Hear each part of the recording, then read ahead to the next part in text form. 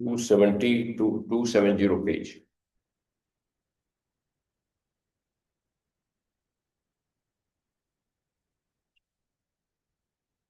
जैसा हम पिछले टॉक में बोले थे कि थियोसॉफिकल सोसाइटी की स्थापना के लिए दो महान जीवन ऋषि एक्चुअली प्रयत्न किए थे। और ब्लॉट्सकी को, हेलेना पेट्रोवा ब्लॉट्सकी को उन्होंने एक माध्यम बनाया, लेकिन सारा ज्ञान उन महात्माओं ने दिया। और ये शायद मानवता की हिस्ट्री में पहली बार हुआ कि जब जो गुरु या बहुत आध्यात्मिक मनुष्य जो कह रहा है और शिष्य सीधे लिख रहा है, तुरंत लिख रहा है, ये शायद पहली बार हुआ है। और आप देखें पिछली बार अगर भगवान कृष्ण ने अर्जुन को उपदेश जो दिया है वो अर्जुन ने स्वयं नहीं लिखा है, बहुत बाद में वेद व्यास द्वारा लिखा गया। इसी तरह बुद्ध जो शिक्षा देते थे उसमें किसी ने तुरंत नहीं लिखा है, काफी दिन बाद उनकी संगत बैठी, उसमें विचार हुआ बुद्ध ने क्या कहा तो लिखा गया। इसी तरह सभी चीजें जो है, इवन कुरान, मोहम्मद साहब ने या उनके शिष्य ने तुरंत नहीं लिखा, जो मोहम्मद साहब बोलते हैं बाद में लिखा। तो जब कोई चीज बाद में लिखी जाती है और ओरिजिनल जो टीचर बताते हैं तो समय के अंतराल से थोड़ा सा जो लिखता है वो पूरा नहीं याद करता, कितना भी परफेक्ट मनुष्य, थोड़ी स्मृति से आती है और थोड़ा बदलाव हो जाता है। और इसलिए ये विश्वास करना है कि कोई भी जो लिखा गया है वो एकदम वही है जो है, वो गलत होगा। इवन हमारा अनुभव है, अगर आप देखें कितना बड़े से बड़ा विद्वान हो, आज जो कह रहा है, अगर कोई इसको लिखना चाहे 2 दिन बाद 4 दिन बाद एग्जैक्टली नहीं कर पाएगा, ठीक है। और ये पहली बार हुआ जब मास्टर्स जो बता रहे हैं और वो लिखते जा रहे हैं। और इसलिए इसमें जो लिखा गया है वो थोड़ा सा ट्रुथ के ज्यादा नजदीक है जो गुरु करना चाहते हैं। हालांकि मैडम ब्लॉस्की अपने ह्यूमनिटी में कहते हैं कि मेरा माइंड सीमित है और जो बताने वाले बहुत बड़े हैं, इसलिए हो सकता है मैं समझ नहीं पा रही हूँ, गलती कर रही हूँ। इसलिए जो रीडर है वो अपना विवेक लगा हुआ है, उसको क्या सही लगता है वो उन्होंने अपनी ह्यूमिलिटी में कहा है। बट मेरे ख्याल से जो भी समझ पाई है, मेन चीज है जैसे गुरु बता रहे हैं उसी समय लिखा जा रहा है, कोई बात नहीं लिखा। तो इसमें उस तरह के मिस्टेक या समय के अंतराल से जो फर्क आया था उसके चांसेस बहुत कम है और खुद के ज्यादा न थे। तो जो आज जो ये पूरा थियोसॉफिकल मेन साहित्य से डॉक्ट्रिन में सीधे उन्होंने लिखा है और मास्टर ने उन्होंने बताया और महात्मा के पत्र खुद है। तो जो श्वेत भ्रातृ संघ है, ये उन सिद्ध मनुष्यों का जो एक संघ, एक ग्रुप है इस पृथ्वी पर, हर एक प्लेनेट पर है। उसके 2 सदस्यों ने ये इतिहास को शैली की स्थापना कराया था, उनकी सारी शिक्षाएं उन्होंने को दिया था। ये जो, और ये अपने ये कहते हैं हम मनुष्य हैं, हम कोई देवता नहीं है, मनुष्य एक परफेक्ट हो गए हैं और हर एक मनुष्य वहां पहुंचता है। वो कहते हैं कभी अपने आर्मी लोगों को, जहाँ आपके वहां हम भी थे और जहाँ हम हैं वहां आप पहुंचेंगे। तो सबका लक्ष्य है परफेक्ट बनना, परफेक्ट मानव बनना, सिद्ध बनना। और अगर हम देखें विकासवादी धारा को तो उसमें औचित्य लगता है। अगर हम आसपास नजर डालें तो देखेंगे कुछ लोग अपनी बुद्धि और चेतना में बहुत कम विकसित हैं, जिसको हम कभी कभी इडियट कह देते हैं या बहुत आदमी कह देते हैं, या बड़े बड़े विद्वान हैं, बड़े बड़े साइंटिस्ट, बड़े फिलोसफर, बड़े बड़े ज्ञाता हैं, बड़े जो सब हैं, तो काफी डिफरेंस हम यहाँ देखते हैं। तो इससे हम कह सकते हैं कि जो समाज में इस समय दिखाई पड़ रहे हैं जीवित व्यक्ति सबसे बुद्धिमान है हिस्ट्री में, उनसे भी शायद ऊपर कोई हो। और जो सो कॉल्ड इसमें एकदम मूर्ख अज्ञानी दिखाई दे उनसे भी कोई ज्यादा हो। तो चित चेतना ये श्रृंखला अनंत है। तो इस तर्क से भी लगता है कि कोई इस समय जो दिखाई पड़ते हैं हिस्ट्री में और बुद्धिमान लोग, उससे भी कोई बुद्धिमान लोग व्यक्ति होंगे और वही ये महात्मा लोग हैं इस पृथ्वी पर।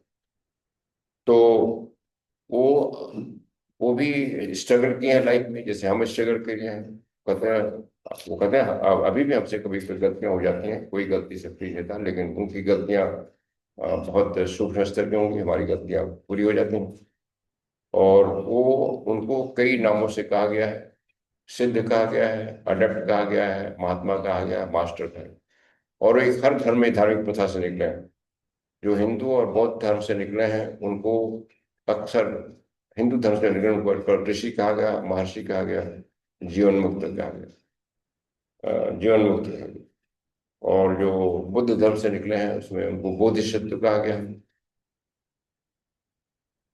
अरहत कहा गया है, किसी को ये कहेंगे। इस्लाम से जो निकले हैं वो अल इंसान, इस्लामिक भाषा में कहते हैं, उनके लिए भी तो भाषा एक ही है, सब अडेप्ट है, सिद्ध है। लेकिन अलग धर्मों उनको अलग भाषा से, इस्लाम इनको अल इंसान कहा गया। अल माने बड़ा, इंसान माने मनुष्य, बड़ा मनुष्य, अल इंसान। अल अल कामिल भी कहा गया है। और एक ईसाई धर्म में उनको सेंट कहा गया है, जैसे सेंट पारवे। और परिपूर्णता का मार्ग कहा गया है। थियोसॉफी में उनको adapt, masters of wisdom, Elder brother भी कहा गया है। वो अपने को उस तरह के गुरु नहीं माने जाते कि आप उनके चरण छुएं, उनकी कोई पूजा करें, उनकी कोई आकृत करें, इस तरह के गुरु नहीं, मना करें। और उनका कोई स्पेशल ड्रेस नहीं होता कि वो भगवा कपड़ा पहने हैं कि सफेद कपड़े पहने हैं, कोई नहीं। वो जहाँ अपीयर होते हैं उसमें आर्मी कपड़े में अपीयर करें। तो उनको, वो अपने को एल्डर ब्रदर कहना चाहते हैं पूरी मानवता। एल्डर जैसे हमारा बड़ा भाई, जो सबसे बड़ा भाई है, वो ज्यादा तो ज्ञान हो गया है और हम उसके छोटे भाई, इसलिए वो हमारे बड़े भाई हैं, पूरी मानवता। एल्डर ब्रदर भी कहना। और जितने बुद्ध कृष्ण क्राइस्ट सब उसी में आते हैं, इसी एल्डर ब्रदर के, इसी सिद्ध संघ में। तो और भी बहुत लोग हैं जिनके नाम हम लोग को नहीं मालूम। ये जो परिपूर्ण सिद्ध मनुष्यों का जो संघ है, इसको श्वेत भ्रात संघ कहा जाता है। श्वेत क्यों? उनके सारे विचार शुद्ध होते हैं, श्वेत होते हैं। और सारे मानवता के कल्याण के लिए काम करते हैं, वेलफेयर के लिए काम करते हैं। एक दूसरा संघ है जिसको डार्क चौहान कहा जाता है। वो डार्क फोर्सेस है, जो इविल के फोर्सेस है, वो भी जरूरी है संसार में विकास के लिए। और वो प्रलय और विनाश की शक्तियां हैं। ये लोग रचनात्मक और उत्थान की शक्तियां, दोनों शक्तियां काम करती हैं। और इन्होंने कहा कि इस समय विनाश की शक्तियां प्रबल हैं, हमारा इतना काम है उनको थोड़ा सा हम रोकें जिससे पूरा विजय न प्राप्त कर लें। तो दोनों शक्तियां अपना काम करती है, वो भी सिद्ध है, लेकिन वो डार्क पावर्स के। इनफैक्ट उनको कहा गया वो शिव के शिष्य हैं, जो डार्क पावर, शिव से शक्ति उनको प्राप्त होती, क्योंकि शिव संहारक।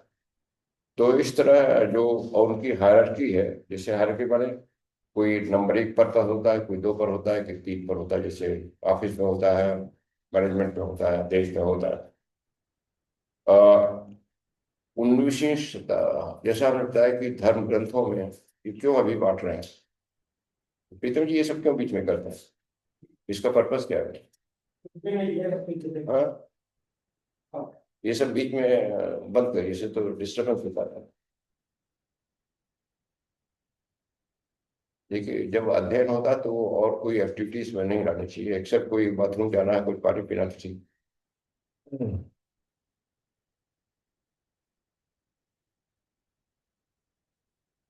तो जब किसी धर्म ग्रंथों में इसको साफ तौर से नहीं वर्णन किया गया है, केवल संकेत रूप से वर्णन किया गया, जैसे मैंने उदाहरण दिया था। गीता में कृष्ण कहते हैं सिद्ध को प्रणाम करो अर्जुन को, शरद कुमार का जिक्र आता है। बट ये लोग हैं क्या, कहाँ हैं, कैसे हैं, इसका कहीं वर्णन नहीं। बस पहली बार जो मैडम ब्लॉस्की के माध्यम से इसको पता चला लोगों को सिद्ध संघ है। और फिर कुछ पत्राचार हुए, एक एपी सेनेट थे, और कई लोगों से महात्माओं को उनके पत्र आए।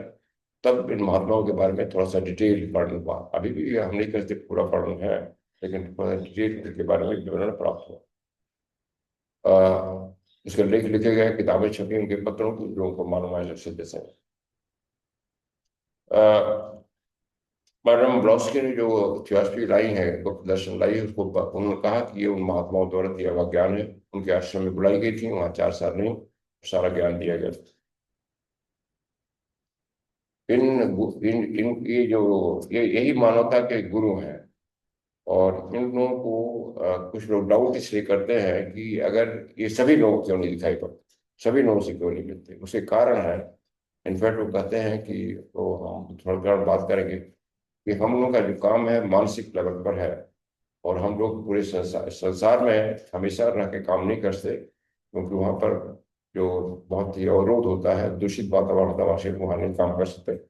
इसलिए हम लोग अलग रह करके, दुनिया में रह करके, कि दुनिया की भीड़ से अलग रह कर काम करते हैं, मानसिक पैरामीटर के जरिए से विचार को प्रभावित करने की कोशिश करते हैं। जैसे हमने उदाहरण दिया था, बड़े बड़े समाज सुधारक, बड़े बड़े स्टेट्समैन जो ऐसा नियम बनाते हैं कि मानवता के सुधार के लिए, जैसे अब्राहम लिंकन का एग्जाम्पल दिया, दासता का उन्मूलन, हमारे सती प्रथा का उन्मूलन, और इसी तरह अपने यहाँ जब शायद मनमोहन सिंह की गवर्नमेंट जो बथुआ मजदूर का उन्मूलन पड़ा, स्त्रियों के राइट का दिया, तो ये सारे विचार वहीं से आते हैं। वो जो सेंसिटिव स्टेट्समैन होते हैं उनके विचार में आते हैं। इनफैक्ट यूनाइटेड नेशंस भी कहा गया कि उन्हीं की विचारधारा से बना कि जो झगड़े होते हैं राष्ट्रों के बीच में उनका निपटारा, वो सब भी काम करते हैं। और उनको जो सिद्ध मनुष्य की जो है शक्तियां हैं, बहुत ही, उनकी शक्तियां बहुत हैं। जिनको सिद्धियां कहा है, जैसे उनको दूर से देखने की शक्ति है, इस आंखों से नहीं समझ लेंगे। जैसे वो जहां भी हैं वो देख रहे हैं, हमारा ये स्टडी कैंप चल रहा है, हम लोग क्या स्टडी कर रहे हैं। कोई इसमें अगर कुछ जो समझदार है वो भी देख रहे हैं, कोई नज़र में सब कुछ है, जैसे नोटिफाई हो जाता है उनकी नज़र में आ जाता है। और दुनिया में जितनी घटनाएं होती हैं उनकी नज़र में रहती है। जहाँ कुछ ज़्यादा खराब होता है उसको ठीक करने की कोशिश करते हैं। तो पूरी व्यवस्था पर, पूरी सिस्टम पर, न पूरी मनुष्य पर, पूरी सिस्टम पर उनकी नजर रहती है। उनके फंक्शन बटे हुए हैं, वो आएंगे। और जहाँ भी बहुत ही गड़बड़ी होने के चांस रहते हैं उसको ठीक करने की कोशिश करते हैं। पूरी धारा को चेंज नहीं करेंगे, कलयुग की धारा चल रही, कलयुग को बंद नहीं कर देंगे। लेकिन कलयुग की धारा में बहुत ही अगर कुछ खराब होने वाला है इसमें वो कहते हैं कभी भी हम इंटरवीन करेंगे, उसको ठीक करने की कोशिश करेंगे। तो ये जो है उनकी और भी शक्तियां हैं, जैसे किसी चीज को बिना छुए हुए उसको मूव कर दें तो डेविशन कहेगा। जैसे कोई चीज को प्रकट कर दें, जैसे हवा से कोई घरेलू लोग कुछ संतोष प्रकट करते हैं, ऐसे प्रकट कर दो। और दूसरी बात है टेलीपैथी की शक्ति। जैसे मैडम ब्लॉक्स का माइंड हमसे उसी जगह था, तो विचार की तरंगें उनके आती रहती थी। मैडम ब्लॉक्स की कोई पेपर नहीं लिखते थे, सीधे विचार की तरंगें भेजते थे। तो जो उस काबिल हो जाते हैं उनके प्रति उनके विचार की तरंगें सीधे आते हैं। और आप उनसे प्रश्न भी पूछ सकते हैं, उसके प्रश्न के उत्तर भी आएंगे, तो इसलिए उसको टेलीपैथी कहा जाता है। लेविटेशन, वो पृथ्वी से ऊपर उठ करके और मूव कर सकते हैं, फिजिकल बॉडी में अपने सूक्ष्म शरीर में जहाँ चाहे जा सकते हैं। कई जगह एक ही टाइम में कई जगह अपीयर हो सकते हैं। जैसे हमने बात किया अपने मेंटल शरीर से शरीर बनाते हैं, जहाँ जहाँ काम करना हो वो कई जगह एक ही साथ अपीयर होते हैं, वहां पर जाकर के शिक्षा दे सकते हैं, बता सकते हैं कुछ। और थोड़ा बाहर जाके नाक साफ करिए कि हम बाथरूम वॉशरूम में चले जाइए।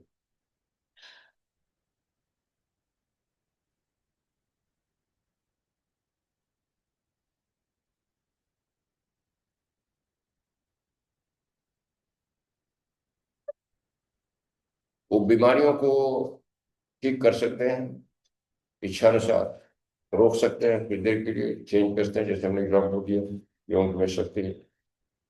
और इच्छानुसार अपनी चेतना को दूसरे के शरीरों में भी डाल सकते हैं काम करने के लिए। ये कहा गया है कि ब्रॉडस्की को जो बताते थे, तो ब्रॉडस्की तो लिखती थी, लेकिन कुछ ऐसे विषय आ जाते थे वो ब्रॉडस्की को कठिन मालूम होता था, समझ नहीं पाते थे, क्योंकि समझ के लिखना था, इन्हें ब्रांडी नहीं लिखना था। तो मास्टर देखते थे अगर समझ नहीं पा रहे हैं उसको, तो खुद उनके शरीर में प्रवेश करते थे, चेतना में। और फिर देखा गया उस समय ब्रॉडस्की के लिखावट थोड़ी बदल जाती थी, और फिर उतना लिख करके फिर बाहर आ जाते थे। तो दूसरों के शरीर में वो प्रवेश कर सकते हैं, अगर कोई इच्छित काम कराना हो तो करा सकते हैं। इसके कई उदाहरण दिए हैं ब्रॉडस्की ने अपनी किताबों में, ऐसे सर्वेड में उनके, उन्होंने देखा भी प्रत्यक्ष कैसे महात्मा एक दूसरे के बारे में प्रवेश करते हैं, जिसको काया प्रवेश कल लिखा था। लेकिन स्पेसिफिक काम को लेकर करते हैं, ये नहीं कि एक रूटीन में। वे समझ में बहुत विकसित हैं, समझ में बहुत विकसित है। उनका जो उसमें से सभी लोग भौतिक शरीर नहीं रखते हैं, कुछ ही लोग रखते हैं भौतिक शरीर, बाकी जो जितने ऊपर के लोग हैं सूक्ष्म शरीर में काम करते हैं। जो लोग भौतिक शरीर रखते हैं अपनी फिजिकल बॉडी की तरह, उनका भौतिक शरीर उसमें एज का प्रभाव नहीं पड़ता। जैसे हमारा एज का प्रभाव पड़ता है, झुर्री पड़ेगी, बाल सफेद होंगे, थकान है, उनको यह फर्क नहीं पड़ता। और उनका शरीर 700 से 1000 साल तक रह सकता है उसी फिजिकल बॉडी में, फिर उसी चेंज करते हैं। वो क्योंकि कर्म बंधन से मुक्त हुए हैं, इसलिए उनको कोई जन्म लेना नहीं है कर्म के बंधन से। लेकिन शरीर वो चेंज करते हैं क्योंकि काम उनको करना है, और उनका फिजिकल शरीर हमेशा नहीं रह सकता। उनसे पूछा गया आपका आपका उम्र कितनी है अभी? तो उन्होंने कहा कि कहते जाते हमारा शरीर भी खत्म होता है, ज्यादा से ज्यादा 500 1000 साल बस होता है, उससे ज्यादा नहीं, उसके ऊपर शरीर हम चेंज करें। लेकिन जब तक वो रहता है तब तक उसमें कोई बीमारी और कोई बुढ़ापे का निशान नहीं आता। ये मैंने लॉस से पूछा कि आपके मास्टर की उम्र के, उन्होंने कहा हम तो ये नहीं कर सकते, लेकिन जब मैं 20 साल की लड़की थी और जैसा उनको देखा था, एक प्रौढ़ प्रौढ़ जो 30 35 साल का व्यक्ति है, मूछ दाढ़ी है और कोई झुर्री नहीं पड़ी है, बाल काले हैं, तो उनका जब मैंने 20 साल की लड़की देखा था और अब मैं 60 साल की बुढ़ी हो गई हूँ, वो 60 साल में मरी थी, अब मैं देखती हूँ तो उनके चेहरे पे कोई फर्क नहीं पड़ा। एक भी बाल सफेद नहीं हुए हैं, एक भी झुर्री नहीं पड़ी है, जैसे 20 साल में 40 साल पे कोई फर्क नहीं पड़ा। और वो कहती हैं, और ये सभी उस अडेप्ट लोगों में ये गुण है, ये वर्क क्वालिटी है उनके शरीर में, एजिंग की प्रोसेस नहीं होती। वो भी कोई किसी की कृपा, किसी की वरदान नहीं है, वो प्रोसेस में, उस प्रोसेस में जो चला जाता है उस लेवल पे उसको हो जाता है, विकट नहीं होता। और फिर उनसे पूछा गया ब्राउड्स की क्या उन्होंने अमृत पी लिया है? उन्होंने कहा अमृत कोई चीज नहीं है, अमृत एक जैविक प्रक्रिया है, एक प्रक्रिया है जिसके वो लोग करते हैं और उसके द्वारा उनको शरीर, इवन आर्डनी मनुष्य भी उस प्रक्रिया से, प्रॉपर मेडिटेशन टेक्निक है, उससे अपना जीवन बढ़ा सकता है, लाइफ स्पैन बढ़ा सकता है, प्रोवाइडेड वो उस लाइफ स्पैन बढ़ाने का उद्देश्य उसे वो मानवता की भलाई के लिए, ये नहीं कि अपना कोई धन संपत्ति तब वो बढ़ा सकता है, नहीं तो नहीं। मैंने पहले बैराग उत्पन्न करा, तो इन मनुष्यों को तो सांसारिक कोई इच्छा है नहीं, तो अडेप्ट है और इसलिए वो बढ़ा सकते। उपलब्ध थोड़ी सी जानकारी उनके बारे में, पूरी जानकारी उपलब्ध नहीं है, लेकिन जो भी जानकारी उपलब्ध है उससे जैसे बताया कि सभी महात्माओं का भौतिक शरीर नहीं है, कुछ लोग भौतिक शरीर रखते हैं बहुत समय, लेकिन जब काम करना पड़ता है तो शुद्ध शरीर में जाते हैं। जैसे तिब्बत से अगर यहाँ अड्यार में लॉटरी से किसी से मिलना है तो नकली भौतिक शरीर तो से लेके आएंगे, उसके तो वाहन चाहिए, तो भौतिक शरीर वहीं छोड़ देते हैं, अपने शुभ शरीर से आकर के काम करके फिर जाते चले जाते हैं अपने अपने फिजिकल बॉडी को। जो कहानी में आ गया कि महात्मा लोग अपने फिजिकल शरीर को वहां उड़ा ले गए, वहां उड़ा के कहते हैं, हो ही नहीं सकता। मनुष्य की फिजिकल बॉडी को चलना ही पड़ेगा, वाहन लेना ही पड़ेगा, ट्रेन गाड़ी हवाई जहाज मोटर कार लेना पड़ेगा, केवल सुख शरीर ही बिना किसी वाहन के जा सकता है। तो वो जो भ्रांतियां हैं कि आपने सुनो कहा कि वो बाबा थे और वहां से वहां चले गए, तो ऐसा नहीं होता, अपने सुख शरीर को ले जाते हैं अगर महात्माओं की जब ये बात आई तो प्रश्न हुआ कि महात्माओं की वो कैसे जाया जाए, कैसे हम उनके संपर्क कर सकते। तो ये कहा गया कि महात्माओं के प्रति जाने के लिए, उनसे संपर्क करने का आपको पात्र बनना पड़ेगा, ऐसे संपर्क नहीं होता। पात्र में कई स्टेज होंगे। पहला स्टेज है कि मनुष्य के पास जो जिम्मेदारी मिली है संसार, गृहस्थ है, उसके स्पाउस है, उसके बच्चे हैं, उसके माता पिता हैं, उसके प्रति पूरा कर्तव्य निभाए, जो भी जिम्मेदारी जो संसार ड्यूटी है, पहला स्टेज है कर्तव्य से भागना नहीं। अगर हमारे पास कोई जिम्मेदारी आ गई है किसी भी बच्चे की, किसी भी परिवार की, वो कर्तव्य निभाना है फर्स्ट। इसलिए कुछ धार्मिक संस्थाओं में कि नहीं अपने पराग दीजिए, बूढ़े माता पिता कोई बात नहीं है, पत्नी को छोड़ दीजिए, ये सब नहीं, आपको जिम्मेदार आपको ड्यूटी पूरा करना।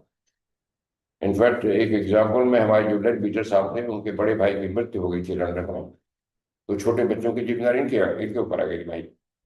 लेकिन इनके मन में होता था कि हम महात्माओं के दर्शन करें, भारत जाएं, उनको देर हो रही थी, इन्होंने महात्माओं के पत्र लिख दिया कि हमारी जिम्मेदारी ऐसी हो गई कि हम अभी आ नहीं सकते, लेकिन मन करता मैं आ जाऊँ आपके पास, तो महात्मा ने पत्र लिखा हूँ। देखो, जो जिम्मेदारी संसार में दी जाती है उसको पहले पूरा करना, छोटी छोटी जिम्मेदारियां पूरा करने से इस बड़ी जिम्मेदारी मिलती है। इसलिए आप अपनी जिम्मेदारी पूरी कर लें, मेरे भाई के बच्चे हैं जो अनाथ हो गए उनको पालन पोषण कर लें, फिर आप यहाँ आए, आपकी प्रगति उसमें आपकी प्रगति हो रही है। उनका छोटी छोटी जिम्मेदारी पूरी करने से ही बड़ी जिम्मेदारी दी जाती है। तो अपनी जिम्मेदारी हमें पूरी करनी है, जो भी जिम्मेदारी दी गई, बट ऑनेस्ट मीन से, करप्ट मीन से नहीं, ऑनेस्ट मीन से, जो भी साधन है आपको उसी तरह से जिम्मेदारी पूरा। ये नहीं कि अनाप शनाप इच्छाएं परिवार की और उसको संतुष्ट करी, दैट इज नॉट जिम्मेदारी। जो बेसिक जिम्मेदारी है वो पूरा करिए ऑनेस्टली से, जो आपकी करना है। अगर बूढ़े माता पिता हैं उनको सपोर्ट करना वो भी जिम्मेदारी है, जब तक ये नहीं कि उनको छोड़ छाड़ के चले जाइए जैसे लोग कहते हैं, तो जब तक, वो भी पहला स्टेज बने।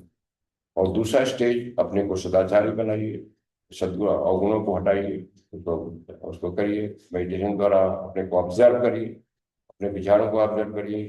खराब विचार को बंद हो जाएंगे, धीरे धीरे होना ही बंद हो जाएंगे। इसीलिए सबसे टेक्निक बनाएंगे, स्टडी मेडिटेशन, जो साइंस ऑफ लाइफ कहा गया, इसलिए ये शिक्षाएं से है अपने को एक सद्गुणी बनाइए, लेकिन उस सद्गुण का उपयोग करिए, दूसरों को हेल्प, मानवता की भलाई के लिए काम करिए, ये सब जरूरी है। और फिर किसी सामाजिक बुराइयों को हटाने में भी योगदान दीजिए। और चौथी बात है, अंधविश्वासों से हटिए। जो कर्म कांड का और ये विश्वास हो गया है कि हम मनोबुद्धि मान करके ये कर लेंगे वो कर लेंगे, सारे अंधविश्वासों से हटिए। भीड़ का अनुकरण मत करिए, अपनी अंतः चेतना की आवाज सुनिए। खाली ये नहीं कि भीड़ जा रही है कि घंटा बजाने, आप भी घंटा बजाने पहुंच जाइए बिना किसी मतलब के, कुछ घंटा बजाने का बिना अर्थ समझे। तो ये सब कुछ मेन ये एलिमेंट, बेसिक चीजें हैं जो आपको पहले करना है पात्र पढ़ने की। उनकी कोई पूजा नहीं करनी है, उनको कोई पिक्चर आपको नहीं दी जाएगी, उनका कोई जप नहीं करना, और उनकी जो शिक्षाएं आई हैं तो जितना हो उसके पालन करिए। बट बेसिक चीज ये है, तभी आप पात्र बन सकते। पात्र कौन डिसाइड करेगा? मास्टर कहते हैं हम डिसाइड करते हैं, और हमें कोई चॉइस नहीं है, हमें एक्सेप्ट करना पड़ता है कर्म के नियम के अनुसार। अगर आप पात्र हो गए हैं तो हमें कोई चॉइस नहीं है, हम आपको एक्सेप्ट नहीं करें। अगर आप पात्र नहीं है तो हमें फ्रीडम भी नहीं है कि हम आपको एक्सेप्ट कर लें। तो उन्होंने कहा कि आप कैसे चुनते हैं डिसाइपल? तो कहते हैं हम किसी को फेवर नहीं करते, हमारे में कोई फेवर नहीं है कि ये बड़ा अच्छा है, ये मिठाई खिला देगा तो बड़ा है, हमारा सत्कार कर देगा, ऐसा कोई नियम नहीं। तो और पात्रता देखी जाती है, फिर हम बाध्य हो जाते हैं। बल्कि उन्होंने कहा कि आप मुझे कंपेल कर सकते हैं अपना डिसाइपलशिप एक्सेप्ट करने के लिए, आप मुझे कंपेल कर सकते हैं। कैसे? एक पात्र बन। तो कहते हैं उस समय हम नियम के अंदर बाध्य हो जाते हैं। मैं खुद आपसे संपर्क करता हूँ, उनमें से जितने महात्माओं थे वो संपर्क करेंगे, कोई भी जो आपके उसमें आध्यात्मिक प्रगति की कई धाराएं होती हैं जिसमें आप सूची बने वो आ जाएंगे कांटेक्ट में, और आपकी दीक्षा शुरू हो जाएगी। तो इस तरह होता है। तो यहाँ और पारंपरिक धर्मों में ये थोड़ा सा डिफरेंस आता है। पारंपरिक जो विश्वास है उसमें कहा कि गुरु को आपको खोजना है। गुरु यहाँ का है नहीं, गुरु तो गुरु आपको खोज रहा है, बट भटक नहीं रहा है, वहीं से देख रहा है। केवल आपको गुरु के लिए पात्र बनना, आपको पात्र बनना है तो आप अपने आप उसमें आ जाएंगे। पात्र बनने के लिए आपको प्रयत्न करना पड़ेगा। उसमें एक जन्म कई जन्म लगता है, एक जन्म हो गया तभी एक्सेप्ट हो जाएगा, दो जन्म में।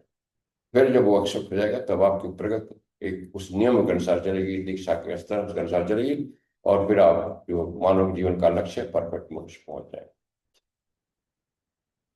उसमें ये मास्टर ने बड़ा साफ कहा है कि पहले तो कई लोग, जब ये विज्ञान हुआ तो कई लोगों का मन हुआ कि उनके उनकी फोटो मिल जाए, उसकी ताबीज बनाते हैं जैसे होता है ना, अपने गुरु की ताबीज।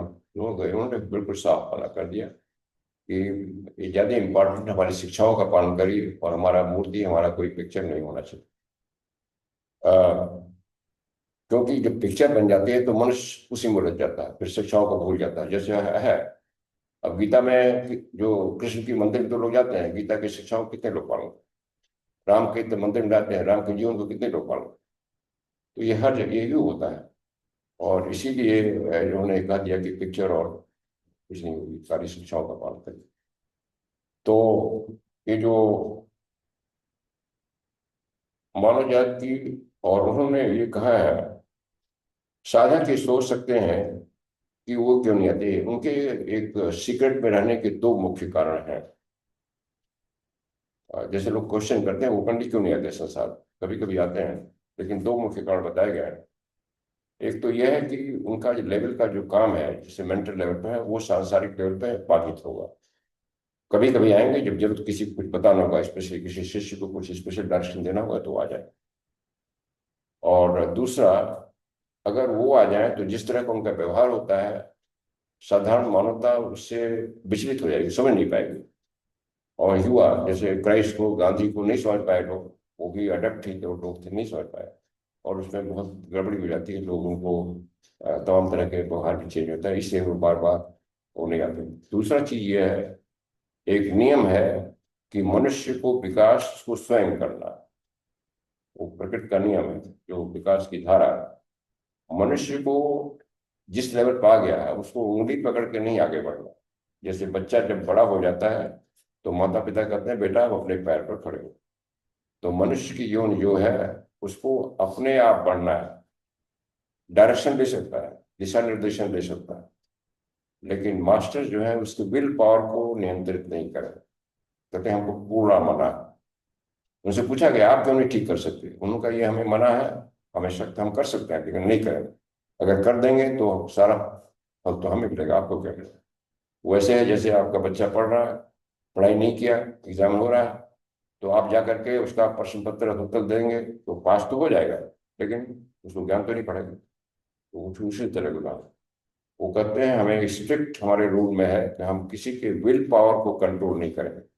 मनुष्य को स्वयं आगे बढ़ना पड़ेगा, स्वयं प्रयत्न करना पड़ेगा। केवल हम शिक्षा और निर्देशन देंगे, उसको फॉलो करिए तो आगे बढ़िए, नहीं फॉलो तो बढ़िए, बट उसमें इंटरवेंशन नहीं करेंगे। कोई दूसरा कारण है वो संसार में नहीं आएंगे, क्योंकि संसार में आएंगे तो कोई कहेगा मुझे आशीर्वाद दे दीजिए, कोई कहेगा मुझे ये कर दीजिए वो कर दीजिए, तो वो सब जो है जैसे भ्रांतियां समाज में। किसी के आशीर्वाद से कोई नहीं बढ़ सकता, कोई मनुष्य। आप समझ गए, कोई आपके हाथ में आशीर्वाद दे चलो ये हो जाए, वो नहीं हो सकता, आपको कर्म करना पड़ेगा, है ना। तो तमाम तरह के अंधविश्वास समाज में आ गए हैं, इनसे आशीर्वाद ले लीजिए, उनसे वो कर लीजिए, इनको वो कर लीजिए, प्रसाद चढ़ा दिए वो चढ़ा दिए, वो सब भ्रांतियां हैं, इसको हटाना है। तो ये दो मुख्य कारण हैं, वो एकांत में रहना पसंद करते हैं, लेकिन कभी कभी संसार में आते हैं स्पेसिफिक काम के लिए। और अगर आदमी पात्र हो जाए तो ये निश्चितता है तो संपर्क में आए, ये भी उन्होंने कहा है, इसकी गारंटी है आप निश्चितता में आए। अगर आप अपने पात्र बन जाते हैं तो जरूर संपर्क है, हम में से कोई ना कोई आपको संपर्क है। हम में से कौन, क्या मतलब, जनरली मनुष्य जो है 7 मेन स्वभाव में बांटे गए, वो भी चर्चा करेंगे। 7 किरणें कहा गया, तो महात्मा लोग भी 7 किरणों के हैं। तो जिस किरण के आप हैं उस किरण के महात्मा आपको कांटेक्ट करना है, किरण की बात करेंगे। अब थोड़े इस महात्माओं के जो भी हमें अभी तक ज्ञान प्राप्त है उसको समरी बताएंगे ये हैं क्या, कैसे हैं। इनकी हायरार्की है, एक व्यवस्था है, जैसे नंबर 1 नंबर 2 हायरार्की। और जैसे सौर सिस्टम में है, सूर्यदेव हैं, उनके प्रजापति लोग हैं मैनेजमेंट करने के लिए, उसी का प्रतिरूप पृथ्वी पर हर ग्रह। तो जो पृथ्वी पर है उसके बारे में जो जानकारी दी गई है, जो महात्मा लोग हैं जो कि हम पृथ्वी पर रहते हैं, तो उसमें नंबर 1 पर वो हैं जिनको हमारे भारतीय पुराण में महात्मा सनत कुमार, वो नंबर 1, वो किंग कहलाते हैं, राजा। बट उनके कोई ताजपोश नहीं है, कोई सिंहासन नहीं है, बट क्योंकि नंबर 1 है इसलिए वो राजा। और वो जो है गोबी डेजर्ट में रहते हैं, उनका कोई जगह है, और वहाँ कहते हैं वो पूरा तो रेगिस्तान है, वहाँ हमेशा हरा भरा रहता है, लेकिन वो हमेशा सुख शरीर रहते हैं। और वो किसी को ऐसे जाइए तो मिलेंगे नहीं, जब यह बात आई लोगों के सामने तो बहुत लोग मिलेंगे तो मिलेंगे कहाँ। और ये लिखा गया है हमारे 608 में, जो पुराणों में वर्णन है वो सही है। वो हमेशा 16 साल की उम्र के युवक के रूप में रहते हैं, उनके चेहरे पर बहुत चमक रहती है। आर्मी आदमी तो चमक को बर्दाश्त नहीं कर पाया, ब्रॉड्सकी को ले जाया गया था, और डेड बिटन लिखा है जब ब्रॉड्सकी की चमक से चौंक आने लगे, गिरने लगे, तो उन्होंने लिखा जब ब्रॉड्सकी का ये हालत हो सकता है तो आर्मी आदमी क्या, आर्मी आदमी पहुंच के बाहर, तो वो वहां रहते हैं। और वो इस पृथ्वी के उत्पादक नहीं हैं। उनको 2 करोड़ साल पहले सूर्य शुक्र ग्रह से आए थे, वो भी परफेक्ट मनुष्य हैं उस लेवल पर। शुक्र ग्रह पर मानवता का विकास पृथ्वी के ग्रह से बहुत ऊपर है, आगे। हम लोग चौथे राउंड में हैं, वो लोग 7वें राउंड में पहुंच चुके हैं। तो वहां से आए थे मानवता को गाइड, पृथ्वी पर उस लेवल पे कोई गाइड वाला नहीं था मनुष्य। और उनके साथ उनके 3 भाई भी आए हैं, वो भी हैं, 4 बल्कि 6 साथ आए थे, 4 लौट गए थे, 3 भाई हैं उनके, जिनको सनक सनातन सनातन कहा था हिंदू पुराण में, वो लोग भी साथ रहते हैं, उनको असिस्ट करते हैं। महात्मा सनत कुमार को 9वीं दीक्षा लेवल का कहा गया, दीक्षा के स्तर है, वो 9वीं दीक्षा के हैं। उनके 3 जो भाई हैं वो 8वीं दीक्षा के हैं। और 8वीं दीक्षा के लेवल पे एक और है जिसको, जो इस पृथ्वी के उत्पादक हैं, जिनको हम लोग महात्मा बुद्ध के नाम से जानते हैं, जिनको सिद्धार्थ गौतम थे महात्मा बुद्ध हुए। इस पृथ्वी पर अभी तक जितना मानवता का विकास हुआ है उसमें सबसे उच्च विकास, उच्चतम विकास बुद्ध का है। तो बुद्ध को स्थान दिया गया है, नंबर 2 का स्थान वह है। और सारी रिलीजियस सिस्टम, सारी ऑकल्ट सिस्टम उनके अंदर, उसके हेड हैं बुद्ध जो है गौतम।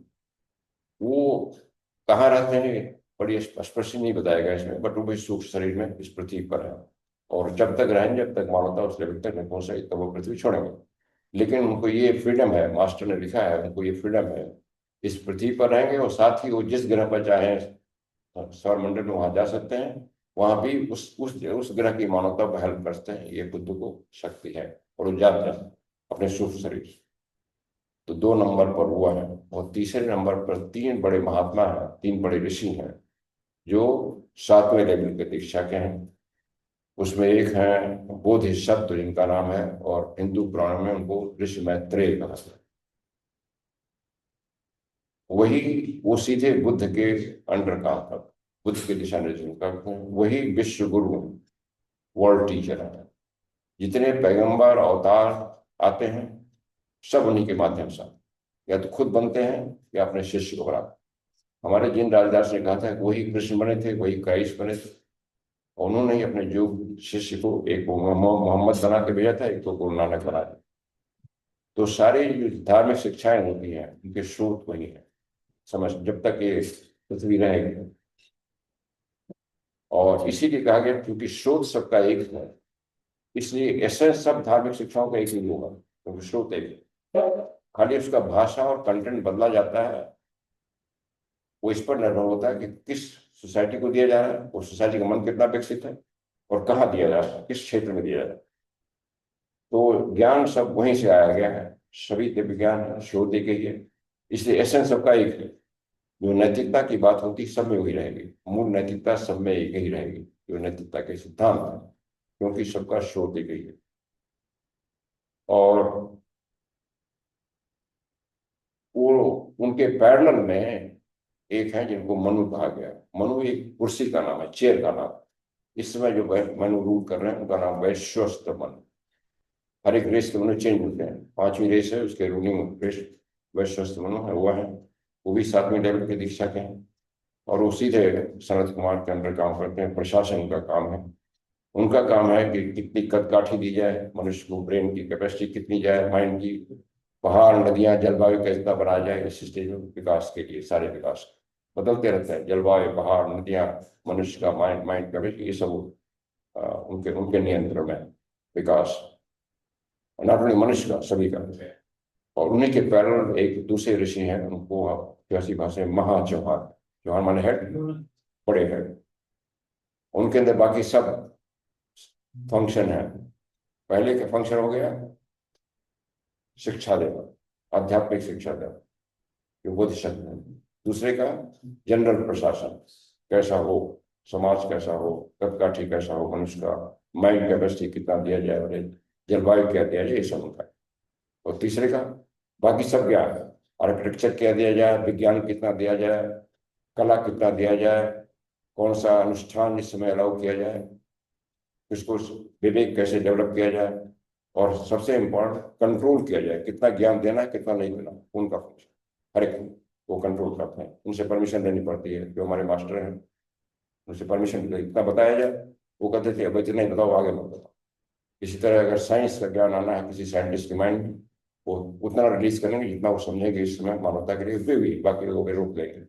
अगर उसका मिसयूज होगा तो रोक दिया जाएगा। ये सब उनका काम, नियंत्रण। और इन तीनों के नीचे 6-7 बड़े महात्मा हैं, जिनको हमारे हिंदू धर्म में सप्तर्षि का, सप्तऋषि। उसमें से 2 महात्मा जो थियोसॉफिकल सोसाइटी की स्थापना के चौथे थे, उनको परमिशन लेना पड़ा था ऊपर ऊपर के लोगों से, परमिशन लेकर के स्थापना हुई। और जितना उन्होंने ज्ञान दिया उसके लिए परमिशन देना पड़ता था, तो इतना हम दे रहे हैं। कभी कोई लोग ज्यादा पूछते थे प्रश्न, वो कहते थे हमारे हमारे हेड ने मना किया है, इसके आगे हम नहीं बताएंगे। इसलिए इसलिए नहीं बताएंगे, कुछ छिपाने को नहीं, इसलिए कि वो बता दिया जाएगा तो आप समझ नहीं पाएंगे, क्योंकि आप अभी का माइंड बेसिक नहीं, इसलिए। तो ये श्रेणी है। और चौथी, ये लोग 6वीं लेवल के दीक्षा के, नामली 5वीं दीक्षा पर आदमी जीवन मुक्त होता है, तो 5वीं से एक ऊपर।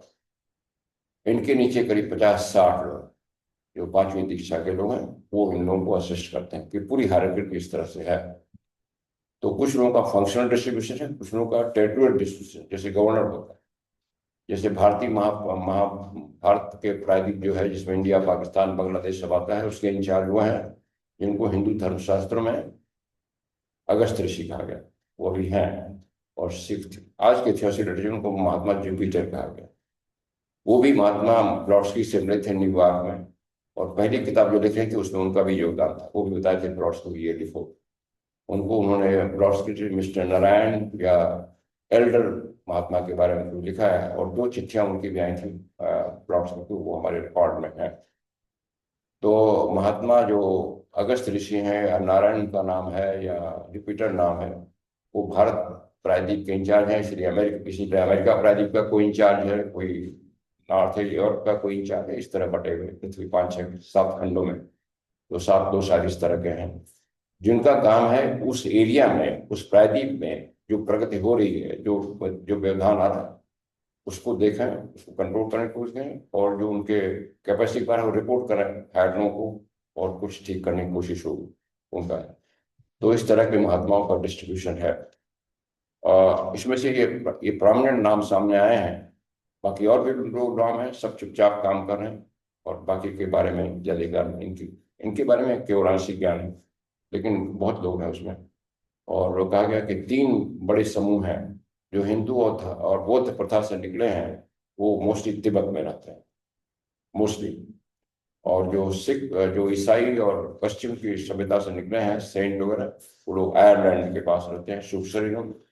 और जो इस्लामिक और पुरानी सभ्यता से निकले हैं मिस्र में, वो मिस्र के पास रहते हैं। 3 समूह में लोग रहते हैं, लेकिन इनकी पीरियडिकल मीटिंग होती रहती है, और 2 3 साल बाद वो अवलोकन करते हैं कि मानवता का विकास कैसे हो रहा है, ठीक हो रहा है, ठीक ठीक हो रहा है, और गड़बड़ी होती है तो डिसाइड करते हैं क्या लेना है। उसी में डिसीजन हुआ था कि सोसाइटी बनाई गई। तो एक बार इनकी मीटिंग हो रही थी, तो इनको लगा कि मानवता बहुत गड़बड़ा रही है, करीब 200 साल पहले। और उसमें अंग्रेज लोग छाए हुए थे, अपने को सुपीरियर मानते थे सबसे। हिंदू लोग तो हम जात पात में बटे हुए हैं, ऊंचा नीचा कर रहे हैं, मुसलमान लोग बढ़ गए हैं, क्रिश्चियन लोग आपस में झगड़ा हो रहा है, कहते हैं ये तो बहुत गड़बड़ हो रहा है, और पूरी मानवता विनष्ट हो जाएगी। तो उनका क्या किया जाए? तो 2 महात्माओं ने कहा कि शायद हम अब भौतिक लेवल पर इंटरवेंशन करें। तो बाकी महात्माओं ने कहा नहीं, मेरे ख्याल से अभी लोग आपकी बात सुनेंगे नहीं, जैसे कहा ना, नादान बच्चे सुनेंगे नहीं, आपका प्रयत्न व्यर्थ जाएगा। इन 2 ने कहा कि नहीं, मुझे लगता है कुछ लोग सुनेंगे। तो उनको परमिशन मिली कि at the risk of failure, ठीक है, आपको परमिशन दी जाती है असेंबली द्वारा, लेकिन फेल होने के लिए तैयार रहिए, आप फेल हो सकते हैं। पर तो इनको परमिशन मिल गई, तो 4 5 लोग और तैयार हुए, हम भी उसमें अगस्त ऋषि भी थे। तो इनको परमिशन मिली, आप दुनिया में जा करके कुछ बताइए ना। लेकिन ये भी दुनिया हमेशा नहीं आ सकते, बोलते हैं हमारा काम दूसरे। ये माध्यम चुन रहे थे किसी जीवित व्यक्ति का, जो इनकी शिक्षाओं को समझे और लोगों को बताए। तो इन्होंने कहा कि मैं 100 साल से चुन रहा था, 100 साल चुनने के बाद ये लड़की मुझे दिखाई पड़ी, रूस की लड़की, हरना पेट्रोव्स की। लोगों ने बाद में पूछा कैसे कैसे आपने पता समझा उनको बात। तो उनका हम केवल शुद्ध हृदय देखते हैं, हृदय शुद्ध होना चाहिए। शुद्ध हृदय का डेफिनेशन है सारा काम निस्वार्थ निष्काम दूसरों की भलाई के लिए करना। कोई इच्छा नहीं हो कि हमारा नाम हो जाएगा, हमारे प्रसिद्ध हो जाएगी, हमें कोई तमगा मिलेगा, हमें पुण्य मिलेगा, हमें स्वर्ग मिलेगा, हम कोई कोई इच्छा नहीं। तो उनका ब्रॉडस्की को हमने देखा, उसका हृदय ऐसा है, उसके पुराने जन्म को दिखाया। और फिर उसके पास गए कॉन्सियसनेस, डीम कॉन्सियस में। ब्रॉडस्की जो थे, उनके माता पिता बचपन में मर गए थे, संपन्न परिवार की थी, उनकी चाची पाल रही थी। तो मास्टर गए, इनमें से 2 में से एक उनके ड्रीम कॉन्सियसनेस में, उनको दिखाया पुराना जन्म ब्रॉडस्की का, और दिखाया ये आप तुम काम की हो, मैं हम विद्या बताना आए हैं कि जो मैं काम करना चाहता हूँ उसके लिए तुम सक्षम हो, लेकिन चॉइस तुम्हारी रहेगी। या तो ऑर्डिनरी लड़की की तरह तुम परिवार बचाओ, बच्चे पैदा हो, प्रॉपर्टी पे लगाओ, या फिर हमारा काम करो। हम केवल ये बताना है कि तुम सक्षम हो जो हम काम करना चाहते हैं, लेकिन चॉइस तुम्हारी होगी। मैंने ये नहीं कहेगा आप जरूर करो मारो। तो फिर लॉर्ड सिंगर ने जो आप करते हैं वो करेंगे। तो परिवार वार छोड़ के चलती हूँ तिब्बत को, फिर तिब्बत आओ, तिब्बत गई, वहां से निकली।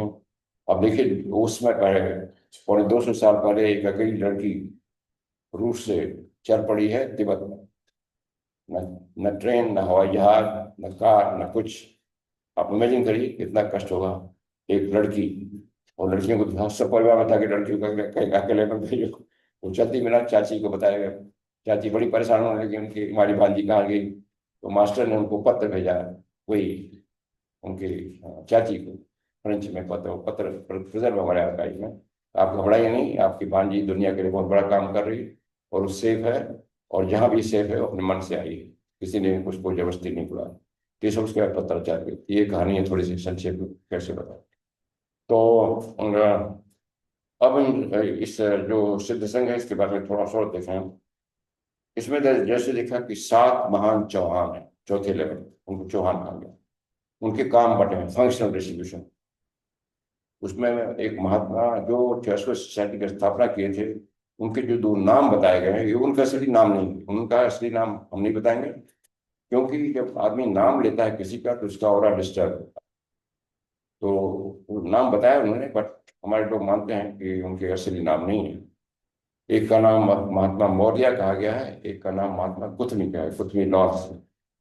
महात्मा मौर्य जो लास्ट जन्म हुआ था उनका, वो किसी राजपूत परिवार में जन्म लिए थे, राजपूत प्रिंस थे भारत में। उनका जो जीवन मुक्त होने के पहले लास्ट जन्म हुआ। और महात्मा कुथमी जो है उनका लास्ट जन्म एक कश्मीरी ब्राह्मण परिवार में हुआ। महात्मा कुथमी जो है वो उनका उनकी शिक्षा पेरिस के यूनिवर्सिटी में हुई थी, और उसको उनको अंग्रेजी और फ्रेंच बहुत अच्छी जानती है। महात्मा मौर्य को अंग्रेजी में शिक्षा नहीं है, वो संस्कृत के पंडित हैं, संस्कृत के प्रति उनको जानते हैं।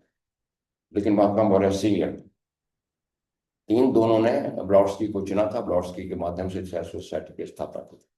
और जो पत्र आए हैं, शिक्षाएं, इन दोनों महात्माओं का बार बार उनको बताते थे ये लिखना है वो लिखना है दोनों का। इसलिए महात्मा ब्लॉट्सकी जो किताब लिखी हैं, Isis and veiled secret doctrine, तो लिखा है ये ज्वाइंट क्रिएशन है by the 2 master, joint creation. और मास्टर लिखा है कि ये ज्वाइंट क्रिएशन है by 2 of, by me and my brother and also by उपासक ब्लॉट्सकी, तो तीनों का ज्वाइंट क्रिएशन।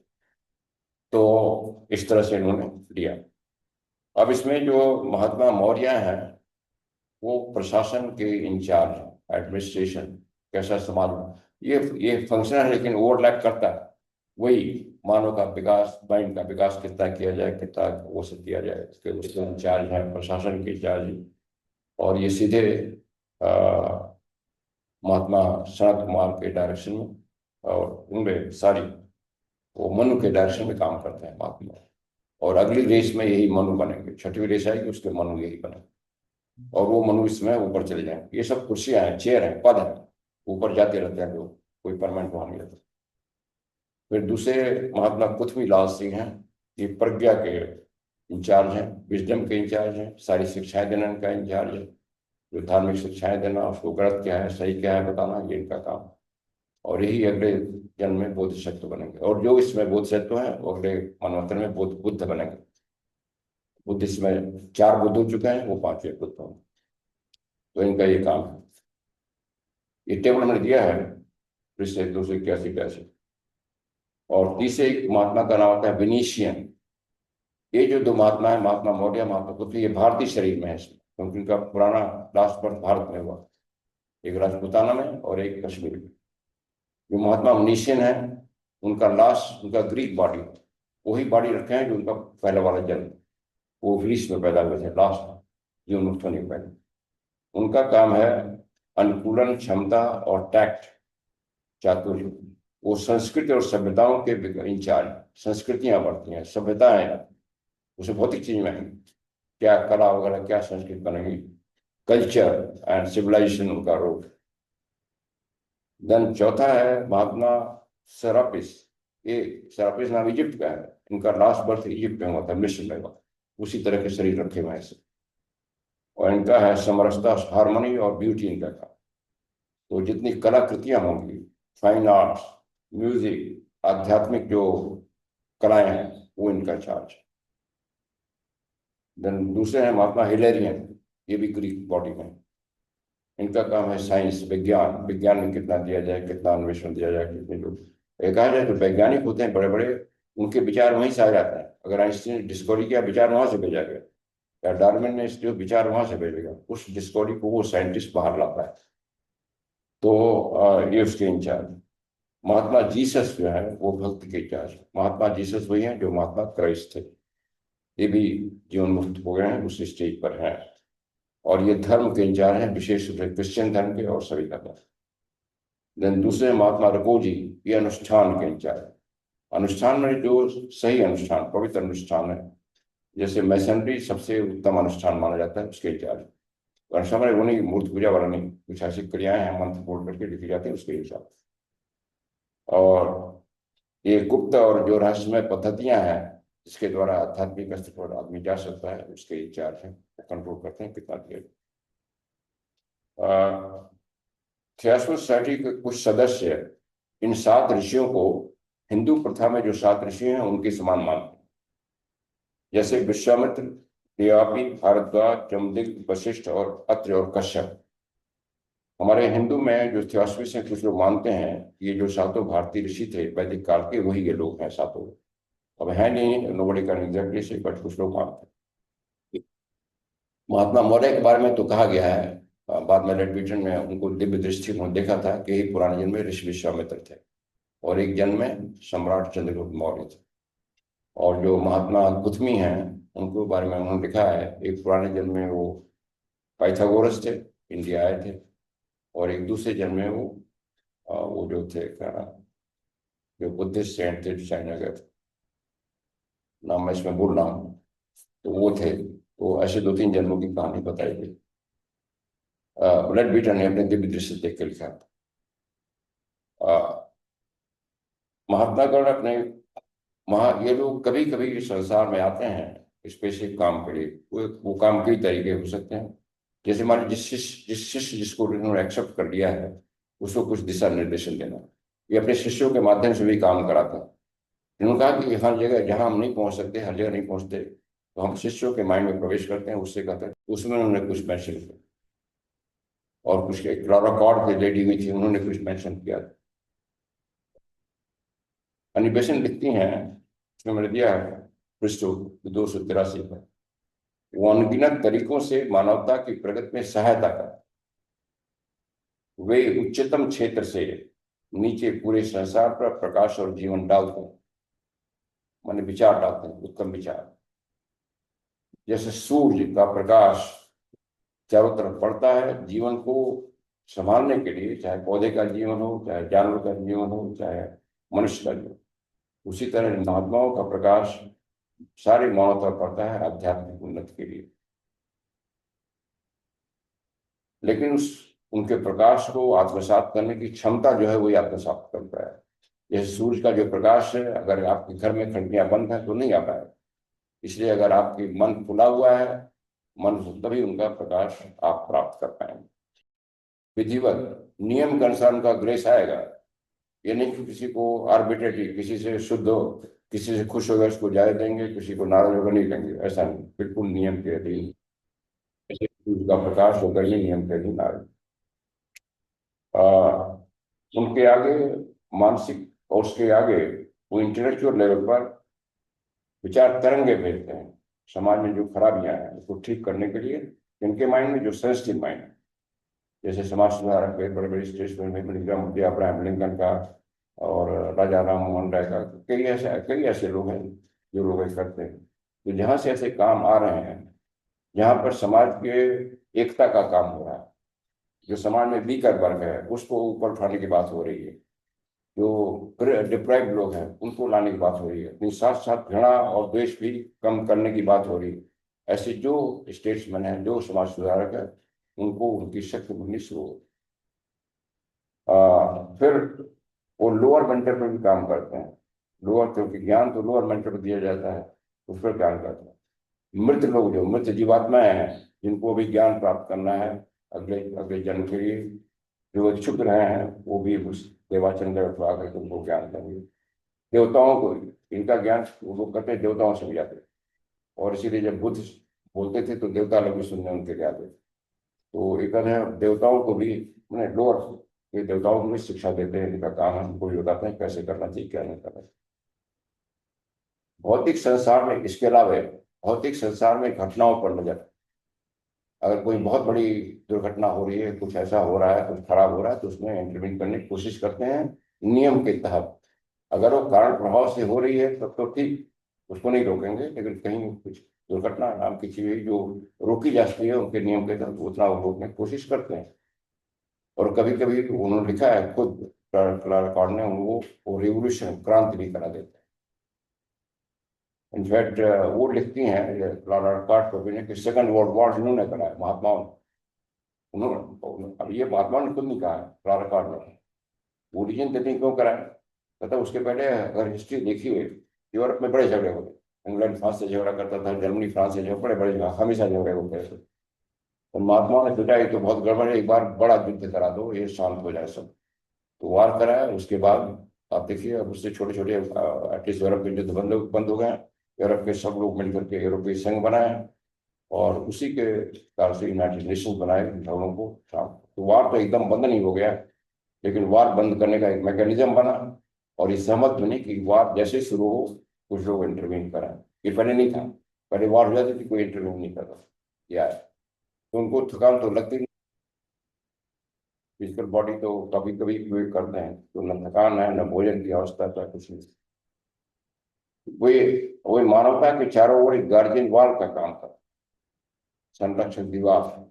जैसे आप अपने घर की बाउंड्री बनाते हैं जिससे कोई जंगली जानवर ना आ जाए, कुछ है नहीं आ जाए कोई, उसी तरह एक गार्जियन वॉल की तरह काम करते हैं। क्योंकि अभी दुनिया में डार्क फोर्सेस बहुत ज्यादा हैं, और ये कहा गया अगर ये लोग नहीं रहे तो डार्क फोर्सेस और हावी हो जाएंगी, मनुष्य और भी अवनति करेगा। इसलिए लोग जहाँ तक कर्म करने में परमिट करता है वहां तक ये लोग रोक दें, और इसलिए मानवता के संरक्षक का जो वाक है। और मनुष्य जो है उसका ये इस लेवल पर, जिस लेवल हम है उसका इसी बताएगा ड्यूटी है, आप भी उस लेवल पर पहुंच करके मानवता का संरक्षण करो। जिस लेवल पर है, जहाँ भी गड़बड़ी हो रही है, मानवता को विकास में बाधा पड़ रही है, आप संरक्षक बनिए, और धीरे धीरे उस लेवल पर पहुंच जाएंगे, उनके सहयोगी बने। हाँ, हो गया टाइम हो गया। 11:30 हो गई। हाँ ठीक है। तो ये एक संक्षिप्त सा था, इसका काफी ये दिया गया है राइटिंग में, हमने कोई आर्टिकल फॉर्म बताए हैं। अब 2 मिनट में अगर आपको कुछ पूछना तो पूछे, नहीं तो हम लोग चाय ब्रेक कर। अभी हाँ, अभी टी ब्रेक होगा 11:30 to 11:45। और ये भी बताया गया, देखिए, ये महात्मा गांधी के बार बार बात नहीं करना चाहिए।